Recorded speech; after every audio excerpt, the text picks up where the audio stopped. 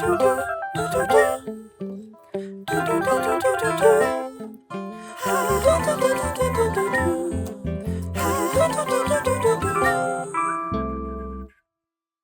I'm Matt Nassar. I'm Claudia Baez. I'm Bartholomew Bland, and this is How Does the Art World Work? And we are joined today with our special guest, Lisa Panzera. Hi. Hello, Lisa. Good to have you on. Thank you. It's lovely to be here. And Lisa is joining us. We are down in Miami for Miami Art Week. And Lisa has been going around with us today touring Art Basel and the big central art show. And we were interested in some of the reflections we had about some of the trends that were happening and things that we were seeing in the fair. Mm-hmm. Let's start with, who are the new rising stars in painting right now? Oh, we're jumping right in, are we? Yeah. Do you know new rising stars? Are you aware? I mean... Some graduates of City University of New York, where both Lisa and I run art galleries. That's some of the newest trends. But you do see painters, right? I mean, the rise again of painting, yes, something we've been talking a lot about. Absolutely. And the rise again, I mean, it's been a while now, but of figurative painting. And it's been interesting to trace that. It's been kind of unfolding over the last several years. And it's just interesting, given that the figure was declared dead not that long ago. That's correct. They wanted to be minimalist, and Clement Greenberg just destroyed my life, basically. He's like, everything has to be flat, and there can't be any shapes. Yeah. It was really bad for a while there for me. I mean, I'm very happy about the figuration coming back. No, Well, I think one of the things we saw at the fair is there's so much historicism, not only with the figure, but the referencing to classical painting is everywhere. We started looking at the work of Hernan Bass, who's a Miami-based painter who had a wonderful big solo show at the Bass Museum here last year. And these large allegorical kind of works, surrealist kind of works, all figurative. But as we were going around, we were quoting passages of the David, classicism defaced. What are some of the other? What were some of the others? Well, we actually saw Picasso's, so I think we were thinking about Picasso. Heavy on the late Picasso's. Yes, indeed. I love late Picasso. Do you? I'm a sucker for him, yes. Really? I love him. Better than early Picasso? Better than early. I love late. But I'm just obviously always questioning if they're real or not. Oh, really? Yeah. So I think there's a plethora of late Picasso still on the market. There seem to be. And that is that's a nice segue, because Lisa and I are both working for City University of New York art galleries, but Lisa has had a long and storied career in the art world. And I think one of the interesting things about your career is you've moved back and forth between the commercial world and the nonprofit sector. Or when I was talking to a friend and she was talking about, you're moving back into the for-profit sector, and my friend said, no, that's life, but not a sector. So For-profit is life because you need to make money. Yes, exactly. Okay. It's not just a sector. Yes. But what are some of the experiences that you've had? What are some of the big differences? Okay, well, my past is rather checkered because I have moved around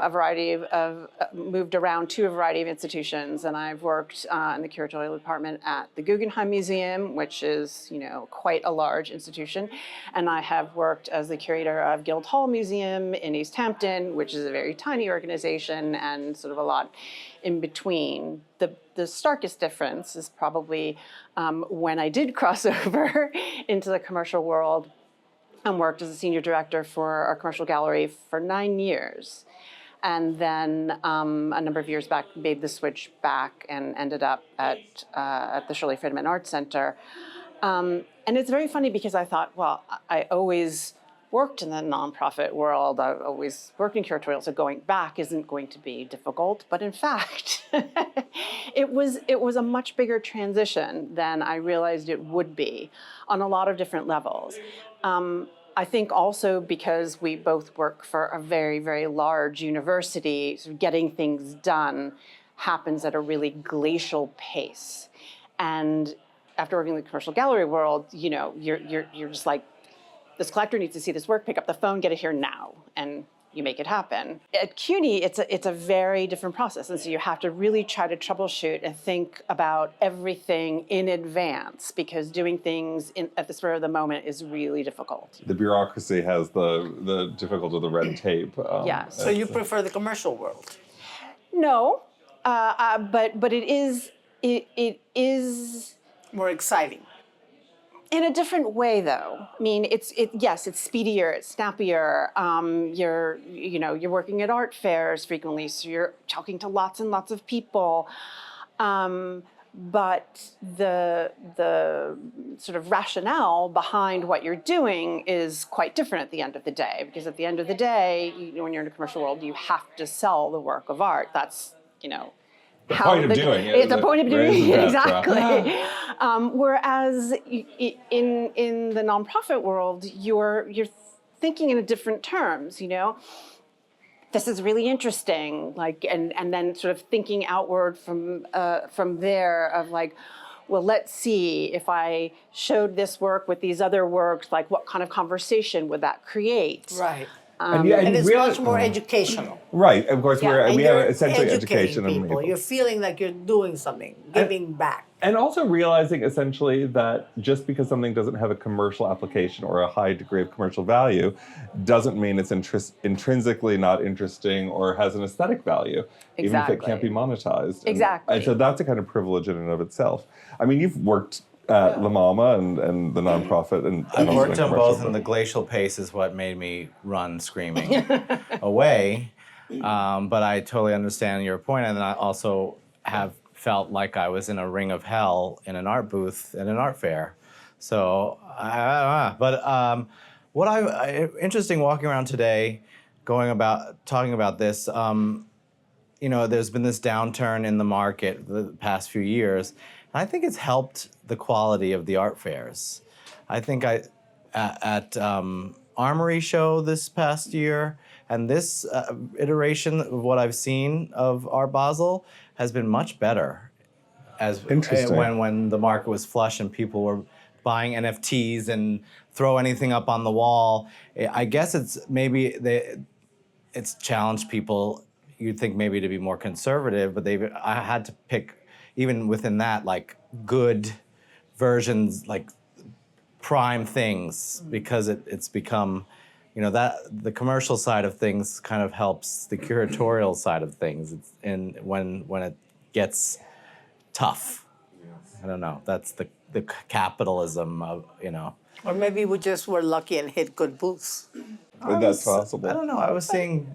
Yeah, I think I saw a lot of interesting things too. I think the kind of speculation that was going on a few years ago has dropped off, and I think that has made things shift a little bit. Like you said, sort of people were throwing up all kinds of stuff on the wall, and it was getting eaten up really quickly, and so there's sort of this frenzy, and that part of it seems to have died down. And personally, I think that's a good thing, because it's settling, and then as you say, it's the good things that are really shining now that you can see. And of course, we're seeing a lot of the resale, and there've been a lot of coverage about artists whose careers have been sort of damaged as works are moving on to the secondary market and cannot at all compete with what the prices they're realizing bear nothing in relation to what they were originally sold for.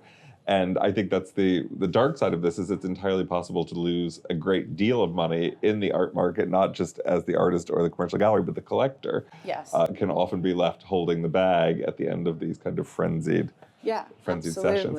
Are you seeing in the sort of middle range of galleries, because you and I both work with a lot of kind of what we call the mid-tier galleries for shows that we're putting together. We're borrowing works for them. In your conversations with the commercial gallerists, are you seeing a lot of people under duress, or is that something they won't really talk about? Or no, I've the few people who were being really frank with me were telling me that last year was really bad, and people were really felt like they were teetering on the edge. And things definitely seem to be bouncing back for those smaller galleries right now. And it seems like it all feels much more positive in that way, which is great. But as we were discussing earlier today, not only have a lot of university galleries been closing for financial reasons, but a lot of, what I had considered successful commercial galleries have closed in the last year, 2 years. And institutions like Marlborough Brings that me have to been around. another question I have, if I may. Yes. What are the steps that are needed to make a gallery succeed?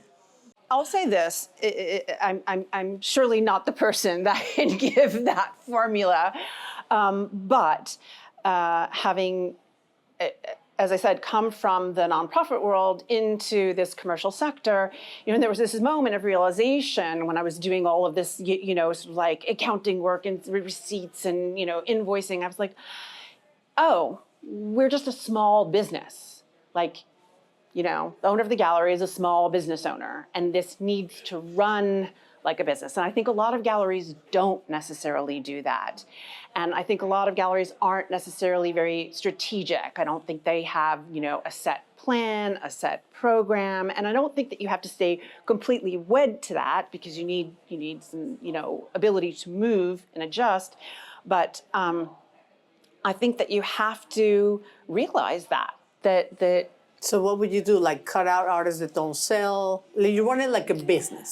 So that's the first step. This is a business.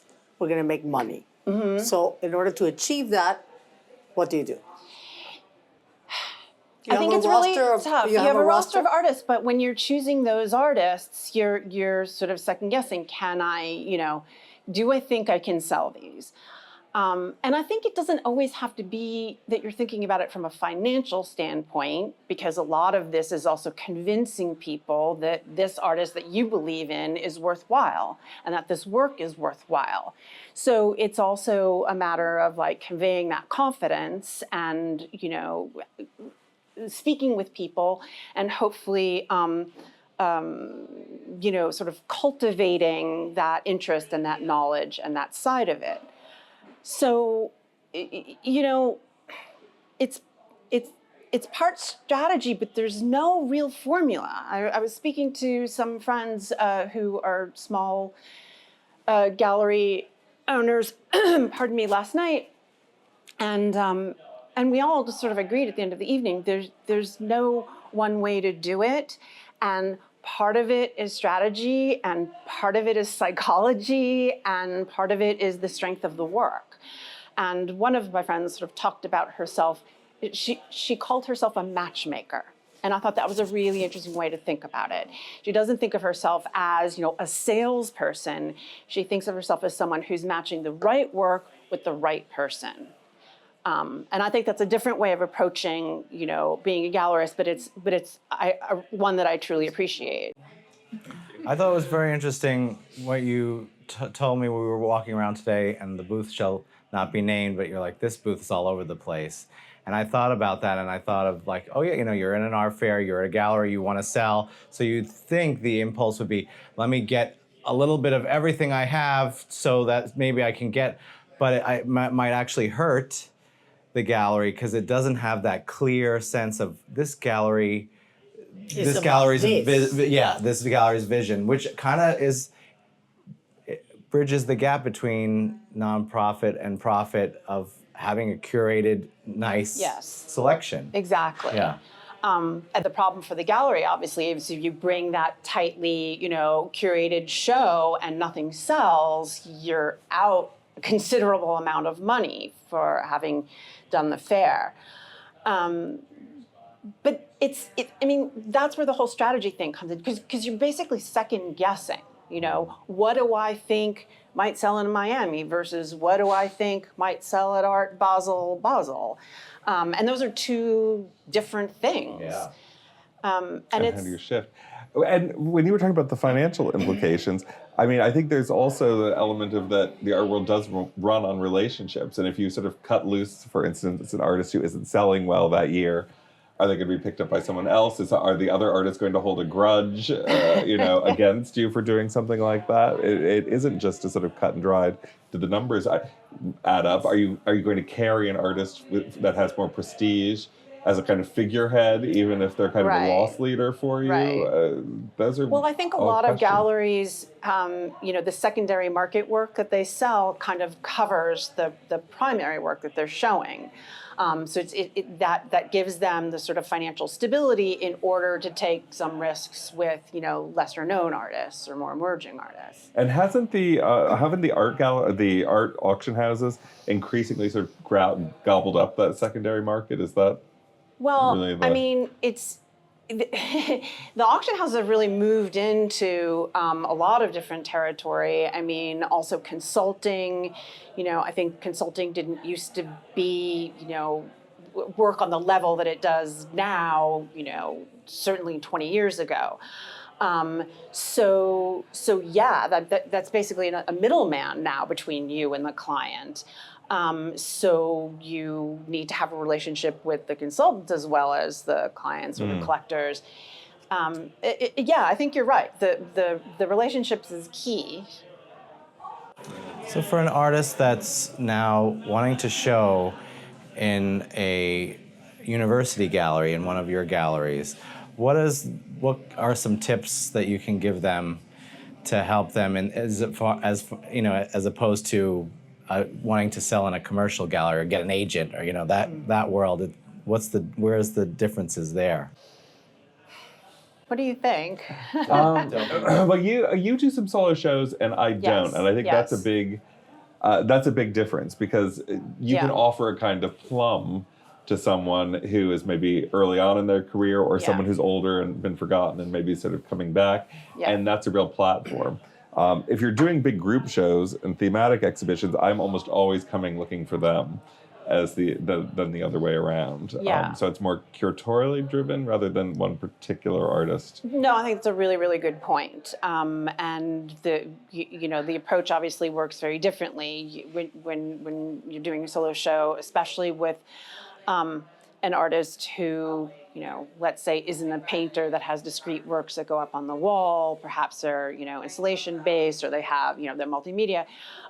You're really sort of collaborating with them. You're giving them the platform, but I mean, obviously there are going to be some parameters, and you talk about those and you kind of work it out. That is very different from, sort of coming up with an idea, looking at all the different possibilities, trying to then call that. I mean, there's so many things involved, though. Someone asked this question recently about, well, how do you choose the works? I'm like, well, you have your wish list, but there's so many things that you can't get for so many reasons. I'd like to borrow this. Well, that collector doesn't want to lend. Or I'd like to borrow this. Well, that gallery is taking that work to Basel, so you can't have it right now. Or, that artist doesn't want to show in, that space or in that city or whatever. But Lisa, let's say, to tell our audience, it could be some students or some people that want to be artists.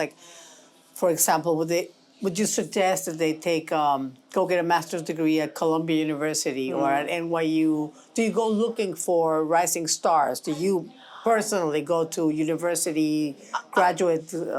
I do go to some MFA studio shows, but more than that, I tend to go to artist residencies. And I find that I see a lot of interesting things that way. And, when you go to MFA shows, yes, you might see something, but frequently it's like, oh, that's interesting, but I want to wait and see how this develops. Whereas once they're at the residency point, they already have a certain amount of practice and things more worked out in their minds and in their practice. So I've found that I've discovered some artists that way that are really interesting. But you raise a good point, because if you are in the nonprofit world, as you're putting together shows, you have the luxury of waiting to see how this person's going to develop. A lot of times commercially, the feeding frenzy around young artists is so great. I mean, I was at Yale at their MFA show. I had been brought to see a particular artist who was graduating and doing a very nice thing. And in the period I was visiting with her, 4 different curators stopped by and a dealer, all kind of like they had all heard about this person, wanted to see what was going on, and you could tell that they were very, very quickly sort of being pushed into. No, they're not even pushed, but there wasn't a lot of time. They're being Yes, grabbed. as opposed to just sort of, as you said, we sort of have the sort of luxury if we're not acquiring, neither of us running collecting institutions Right. to see what they do and whether they sort of become more fruitful. in Yeah. there. And I think that paradigm is really complicated for artists as well, because I'm not sure that they're always given the amount of time and space that they need to develop, on multiple levels. And then, like you said before, if for some reason the gallery drops you, then what happens? So a lot of careers have been really affected by getting, swooped up early on, and then, Can you tell us something about on the commercial world that I've always been curious about? The exclusive versus the non-exclusive contract that an artist might have with a gallery, because I think there's a lot of mystery around that. Well, if you're the exclusive representative of an artist, only you as a gallery can show that artist. And other entities, other galleries, other museums can come to you and say, we'd like to show this person, and you may agree to lend the work, or you may agree to subconsign the work to this other gallery, but you basically maintain control with the artist, of course. But frequently there are galleries which, let's say, exclusively show the artist in New York, but there's a different gallery that shows them in LA, say, or in Paris, or in London. So you can have relationships with several different places depending on geography. And from the gallery's point of view, what is the advantage of doing that or the disadvantage of doing that? Well, I think the advantage is that, you Control are in the control. So as you said before, you're hoping that this career is going to take off, and if that does, then you reap the benefits of that. So are you aware of what happened during the COVID? There were all these little smaller galleries that were kind of given a platform at Swerdner Gallery. Mm-hmm. They were like, you can't do it, but we can, kind of thing. And they took their artists and put them out there. Do you They remember made an all that? online marketplace, basically. Oh, that's what Zwirner they made did. an online market. They made an Amazon of the art world, I think, was what it was. Right. And they kept a lot of that going afterwards. So Yeah. you find that happens a lot, like bigger galleries taking from smaller galleries? Oh, for sure, that happens. That's one of the things that happens that also can be really detrimental to those smaller, medium-sized galleries, is that you sort of bring up this artist and they arrive at this point, and then they leave you for the giant powerhouse artist gallery rather, and it's a big drag for. Well, not if you, For the as original an gallery. art dealer that is bringing up this young person, you keep a couple or a few works, or you buy from the young guy, and then the young guy goes to the big gallery and his work goes up. Going through the big art fair, and as someone who has applied to these fairs, and if you don't know that each of these fairs, there's an application process. You have to have booth designs. You have to be very specific of what you're going to be showing, what you're going to be seeing. And I was so curious to see the same artists in multiple different booths, and I wonder, is it fake, this application process? Wouldn't the application process bring that to light and be like, wait, we have 4 galleries showing Catherine Bradford, or what was it, the other girl? It's Catherine Bernhardt. Catherine Bernhardt. Wouldn't they be like, you can, you can't, or But isn't it more that so-and-so is on an approved, like Jim Dine is on an approved list of sort of like, oh, you're going to have that, and you just sort of expect that to be kind of sprinkled around because you've got artists who are at a certain level. I mean, we were looking at all kinds of Italian painting from the 60s Right. today. They were also everywhere. They were everywhere. The same artists in every But they were booth. sort of Right. approved artists that like, oh, that would be fine I mean, to be shown. they're artists. It's part of that secondary market, and there's a demand for them. So, multiple galleries might have, a client Lucia that's selling a Fontana. piece, or they might exactly. And so that's how you end up with multiple works by a single artist at different galleries. But I think the pass actually is for the really, really well-established galleries. I mean, yes, they may fill out the application, but I mean, do we think that they're going to tell Gagosian that, you can't show? So I think getting into the gallery as a smaller, getting into the fair as a smaller gallery it takes a lot of work. Yeah.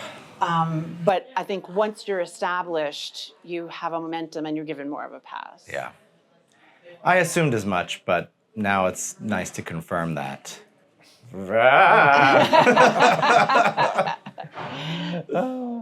But it's a kind of coronation, isn't it? Because if that gallery, if a smaller gallery is given access to a bigger or more prominent fair, they're sort of taking those. It's kind of a coronation of those artists who are being represented. That they are now going to be sort of moving into this next echelon. Mm-hmm.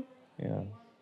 Yeah, and I think, and also, as the smaller gallery, you're moving into this echelon where there are certain collectors who are going to this gallery, going to this fair, that you hope are also going to be visiting your booth, and so you have a different kind of exposure. Well, the art world works similar to the real world. Yeah.